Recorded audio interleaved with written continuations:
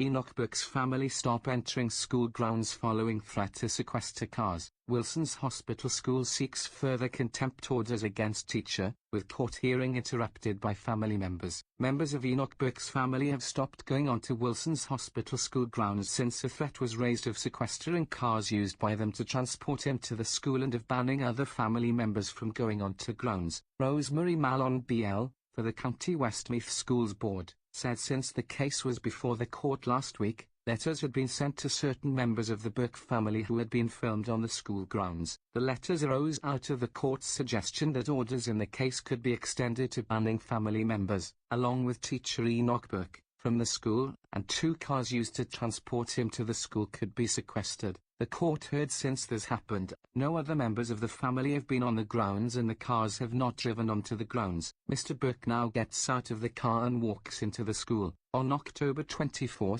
a security man warned him not to go in, but he did so and his way was blocked by the guard and both stood there until Mr. Burke left at 3:50 p.m. However, Ms. Mallon said footage of the encounter with the security man was uploaded to social media by Mr. Burke, and once again, as happened previously, there were racist remarks made by third parties. The case by the school seeking further contempt orders against Mr. Burke was back again on Wednesday before Mr. Justice Brian Cregan. Mr. Burke has already spent more than 500 days in prison for contempt over what he says is his refusal to use a new name for a transgender pupil and use the they-them pronoun. He says this was in breach of his constitutional rights, including his right to freedom of religion conscience. He had come to court on Wednesday because he said his family had been brought into the case by the court's own volition with threats of being barred from the school and sequestration of cars. He said there was a repeated failure by different judges to address what this case was about, the use of transgender terminology. There was now also the fact that the primary judgment of the High Court finding his suspension was lawful had been undermined by a subsequent Court of Appeal judgment in his favor. In that judgment, Mr. Burke challenged the composition of a disciplinary appeals panel set up to hear his appeal against dismissal.